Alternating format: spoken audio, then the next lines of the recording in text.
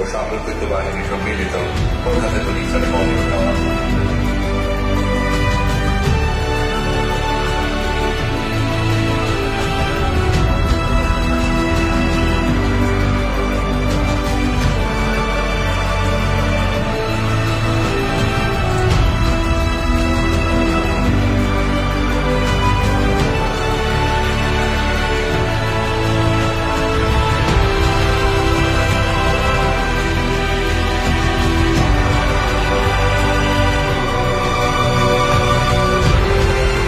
মুখ্যমন্ত্রী মমতা বন্দ্যোপাধ্যায়ের ঐকান্তিক উৎসাহ এবং উদ্যোগে তৈরি হয়েছে কলকাতা পুলিশ এবং রাজ্য পুলিশের ভারতবর্ষে প্রথম রাজ্যভিত্তিক ডেয়ারডেভিলস টর্নেডো টিম।